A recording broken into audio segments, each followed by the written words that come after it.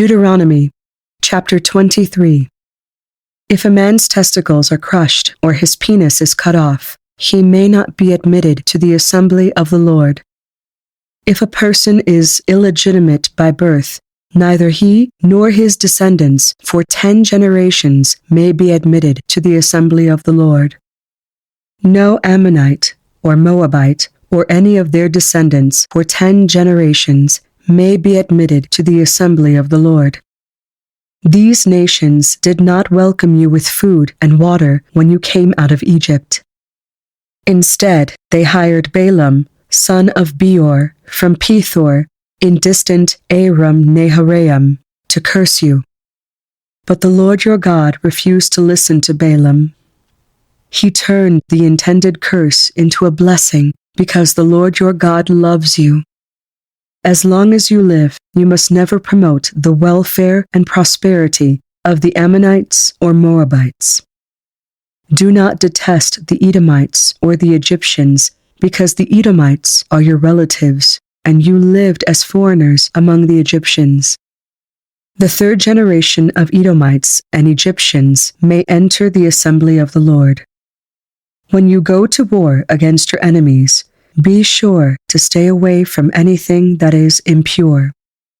Any man who becomes ceremonially defiled because of a nocturnal emission must leave the camp and stay away all day.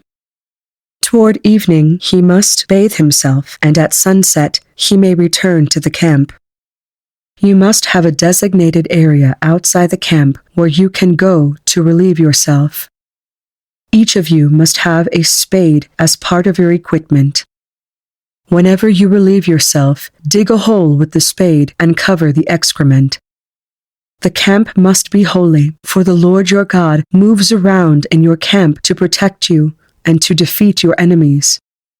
He must not see any shameful thing among you, or he will turn away from you.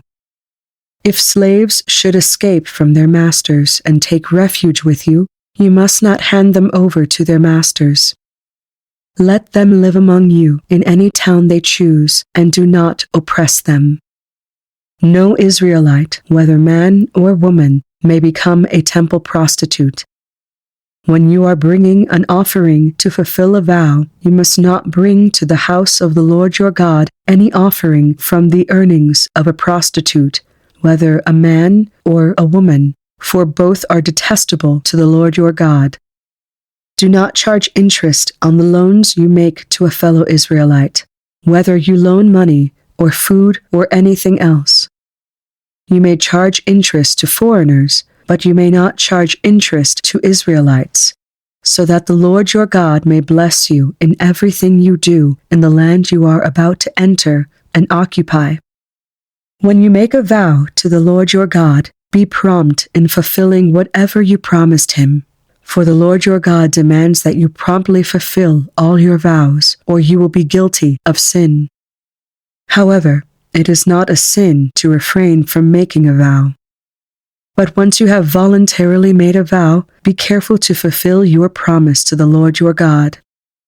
When you enter your neighbor's vineyard, you may eat your fill of grapes, but you must not carry any away in a basket.